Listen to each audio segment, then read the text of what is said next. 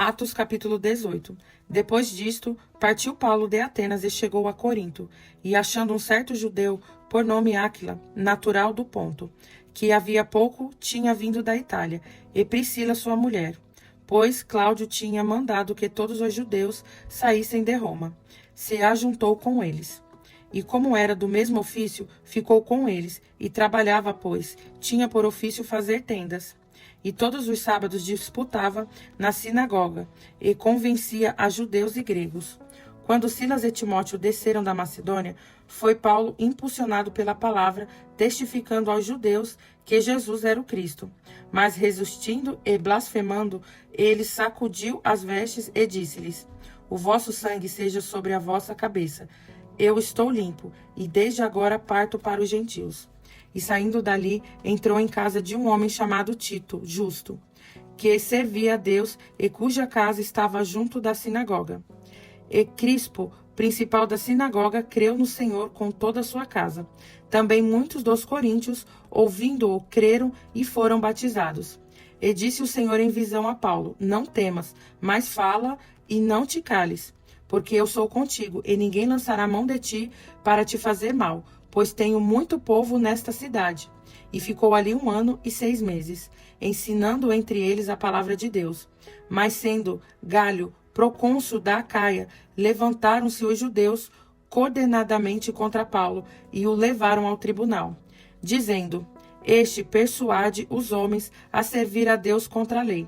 E querendo Paulo abrir a boca, disse Galho aos judeus: Se houvesse, ó judeus, algum agravo ou crime enorme, com razão vos sofreria?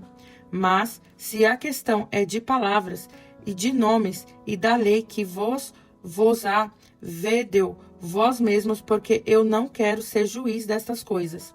E expulsou-os do tribunal. Então todos agarraram Sóstenes, principal da sinagoga, e o feriram diante do tribunal.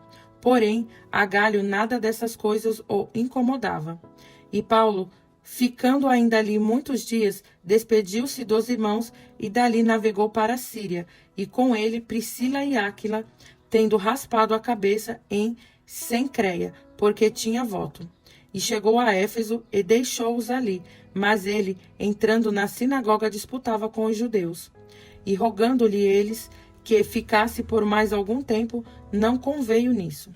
Antes se despediu deles, dizendo: Querendo Deus outra vez, voltarei a vós. E partiu de Éfeso.